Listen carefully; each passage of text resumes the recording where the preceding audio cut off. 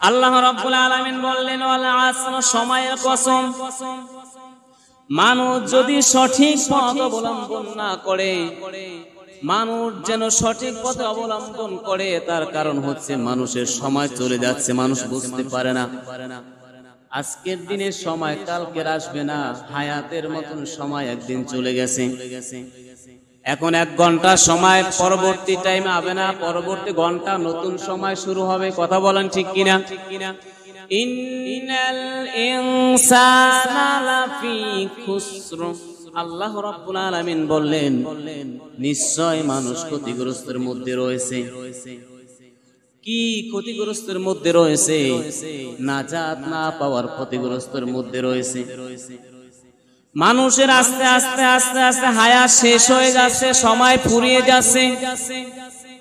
মানুষ জীবনের সময় শেষ হয়ে যাবে, কিন্তু জীবন যখন শেষের পথায় চলে যাবে, সারা বছর সারা মাস অপকর্মের উপরে লেগেছে, বেপথে চলেছে, বেপথে থাকতে থাকতে সময় যখন শেষ হয়ে গিয়েছে, এখন আর কালেমা পড়ে কোনো লাভ নাই, তওবা করে কোনো লাভ নাই।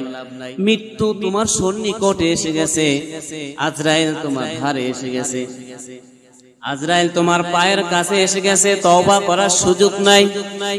তোমাকে 70 বছর সময় দিয়েছিলাম, 100 বছর সময় দিয়েছিলাম, ঘন্টা বাই ঘন্টা, যুগের পর যুগ তোমাকে সময় দিয়েছিলাম, হাজার হাজার আলেম ওলামা থেকে তোমাদেরকে জানিয়ে দিয়েছিলাম, সাহাবা কেরাম থেকে শুরু করে, নবী আউলিয়া থেকে শুরু করে, আলেম ওলামা থেকে শুরু করে, জায়গায় জায়গায় মোড়ে মোড়ে মসজিদ তৈরি করে তোমাদেরকে সময়ের কথা জানিয়ে দিয়েছিলাম। তুমি সময়কে মূল্যায়ন করো না। কথা বলেন ঠিক কিনা? আরো জোরে বলেন ঠিক কিনা? সময়কে মূল্যায়ন করো নাই। তুমি মনে করছো এটা ভাওতাবাজি, এটা মিথ্যা, এটা ঠক, এটা এলাও করো নাই, বুঝতে পারো নাই, শুধু হুজুরের কণ্ঠর দিকে তাকিয়ে আছো, আর মসজিদ আসছো, এক কান দিয়ে শুনছো আর এক কান দিয়ে বের হয়ে গেছে। মসজিদ থেকে বাইর হওয়ার পরে আর তোমার এই কথাগুলো মনে নাই, তুমি এটা চিন্তা ফিকির করো নাই, গভীর ভাবে চিন্তা করো নাই। খবরদার, নিশ্চয়ই ওই সমস্ত মানুষগুলা ক্ষতিগ্রস্ত যারা আমার হকের পথে থাকবে না, যারা আমার কোরআনকে মানবে না, যারা আমার নবীর উপরে বিশ্বাস করবে না, যারা সৎ কর্মশীল হবে না, যারা সৎ কর্মশীল উপদেশ দাতা হবে না, যারা ন্যায়ের পক্ষে থাকবে না, যারা হকের পক্ষে থাকবে না, যারা ধৈর্যশীলদের অন্তর্ভুক্ত হবে না, যারা ধৈর্যশীলদের উপদেশ দাতা হবে না, ইন্নাল ইনসানা লাফি খুসর, ওই সমস্ত মানুষরাই ক্ষতিগ্রস্ত। আর এই ক্ষতিগ্রস্ত ওইখানে যারা নাজাত পাবে না, নাজাত না পাওয়ার ক্ষতিগ্রস্ত। দুনিয়ার কোন গরু মরে গেছে এটা ক্ষতিগ্রস্ত না, ঘর বাড়ি নাই এটা ক্ষতিগ্রস্ত না, একটা ভালো ঘর নাই এটা ক্ষতিগ্রস্ত না, রাস্তার পাশে থাকে এটা ক্ষতিগ্রস্ত না। আমি ওই ক্ষতিগ্রস্তর কথা বলছি যারা নাজাত পাইবে না, যারা নাজাত পাবে না, যারা দুনিয়ার সম্পদ, ক্ষমতা, সময়, এই 3টা জিনিসকে অপচয় করবে, ওই সমস্ত মানুষগুলো ক্ষতিগ্রস্ত।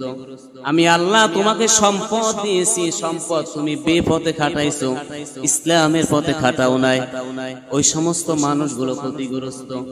আমি আল্লাহ তোমাকে সময় দিয়েছি, সময়কে মূল্যায়ন করো নাই, ওই সময়ের মধ্যে আমল করো নাই, সময়ের মধ্যে ঈমান আনো নাই, সময়ের মধ্যে হকের পথে থাকো নাই, সময়ের মধ্যে ন্যায়ের পথে থাকো নাই, ওই সমস্ত মানুষগুলো ক্ষতিগ্রস্ত।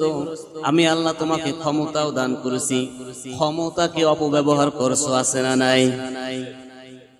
আমি আল্লাহ তোমাকে ক্ষমতা দান করেছি, যা কি দান করি, মহিলা হোক আর পুরুষ হোক, ক্ষমতা দান করছে। আর এই ওয়াজ আর এই সূরা মহিলা পুরুষ সকলের জন্য। কথা বলেন ঠিক কিনা?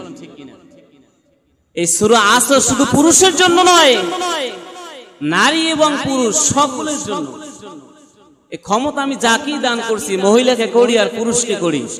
এই ক্ষমতা পাইয়ে যারা অপব্যবহার করছো, ক্ষমতার বড়াই দেখাইছো, দুম্মি দেখাইছো, ক্ষমতা পেয়ে নিরহ মানুষের জীবনকে কেড়ে নিছো, ক্ষমতা পেয়ে নিরহ মানুষের রিজিককে কেড়ে নিছো, রিজিকের উপরে হাত দিছো, ক্ষতিগ্রস্ত করছো, মানুষের অর্থ সম্পদ নষ্ট করছো, একটা রিস্কা ছিল সেটা ভেঙে দিয়েছো, ক্ষমতা পেয়ে ঘর ভাঙবে 6 মাস পরে, 6 মাস আগে কারেন্ট কেড়ে নিয়েছো।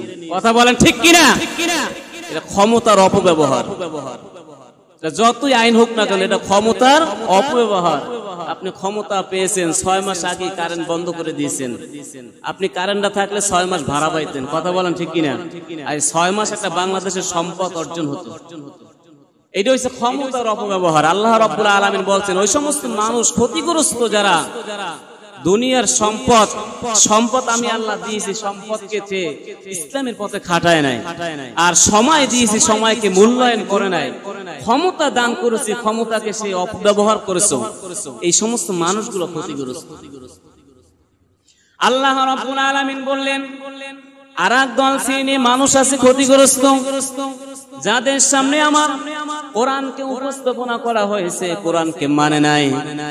কোরআনের মধ্যে সব কিছু আছে, তুমি কিভাবে চলবা, কিভাবে খাইবা, কিভাবে প্রস্রাব করবা, কিভাবে পায়খানা করবা, কিভাবে তুমি মানুষের সাথে কথা বলবা, কিভাবে সাংসারিক জীবন পরিচালনা করবা, সামাজিক জীবন পরিচালনা করবা, রাষ্ট্রীয় জীবন পরিচালনা করবা।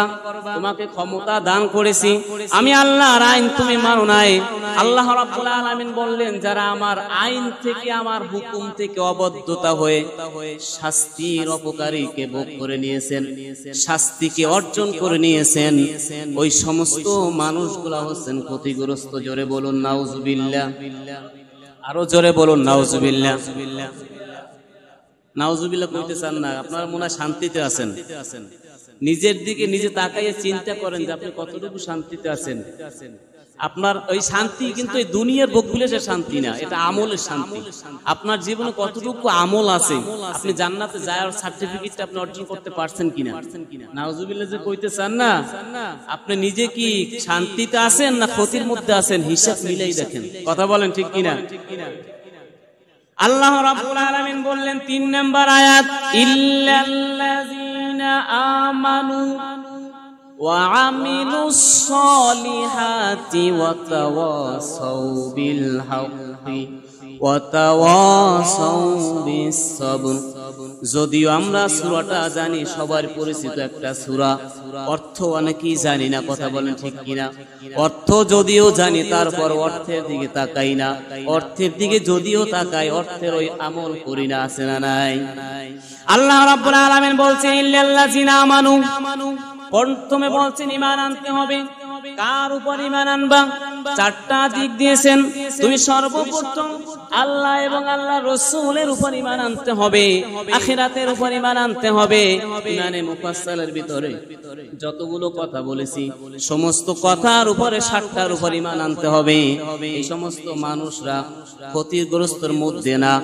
এই যারা এই কাজগুলো করবে না, তারাই হচ্ছেন ক্ষতিগ্রস্ত।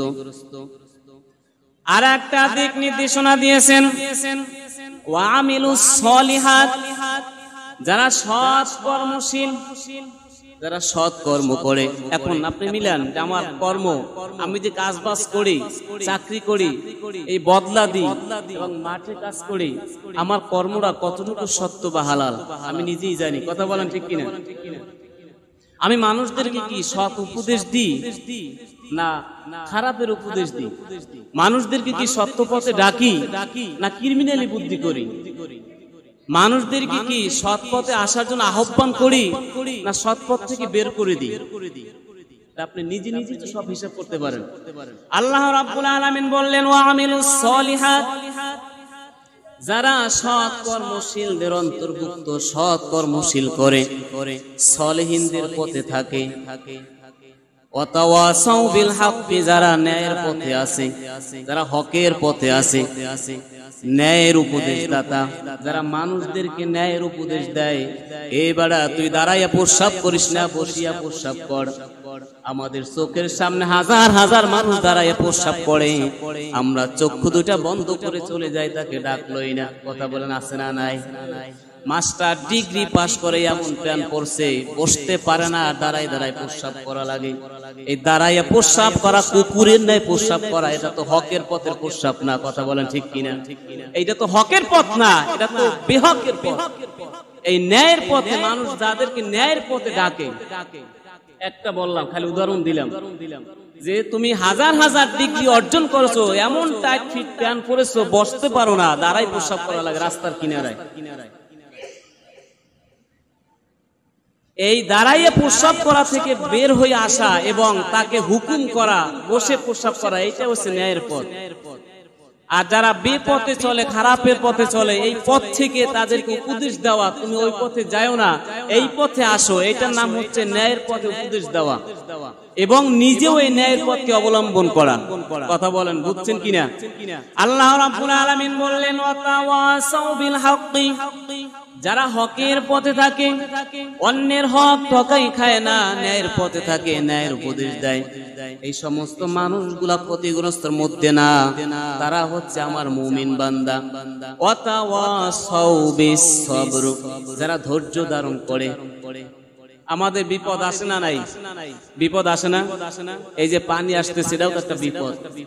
এই যে আকাশে ফরকুনি মারে, ডাক দেয়, গ্রিম গ্রিম করে, এটাও তো একটা বিপদ। বিভিন্ন জায়গায় আমরা অ্যাক্সিডেন্ট হই, এটা একটা বিপদ। আমাদের সন্তান মারা যায়, আর আল্লাহর হুকুম, এটা একটা বিপদ, আমাদের কাছ থেকে কেড়ে নিস। আমাদের একটা সম্পদ নষ্ট হয়ে গেছে, এটাও একটা বিপদ, আমার সম্পদটা আল্লাহ লয়ে গেছে, আমার কাছ থেকে কি আল্লাহ বেজার হয়েছে, লয়ে গেছে। আল্লাহ রাব্বুল আলামিন বললেন যে ওয়াতাওয়াসাউ বিস সবরি, যারা ধৈর্যশীলদের অন্তর্ভুক্ত হতে পারবা, সমস্ত কাজে সব জায়গায় ধৈর্যশীল হওয়ার মতন উপদেশ দেবা। যদি কেউ ভেঙ্গে পড়ে, তাকে ধৈর্য ধারণ করার মতন ক্ষমতা অর্জন করার মতন তাকে উপদেশ দাও, তিনি যেন তোমার কথা পেয়ে শুনে আনন্দিত হয়, উপদেশ গ্রহণ করে। আর তুমি নিজেও এই ধৈর্যশীলদের অন্তর্ভুক্ত হও। এই 4 শ্রেণীর মানুষ, এই 4টা কাজ যার ভিতরে থাকবে, সে ক্ষতিগ্রস্তের মধ্যে না। আর এই 4টা কাজ যার মধ্যে না থাকবে, ওই সমস্ত মানুষই ক্ষতিগ্রস্ত।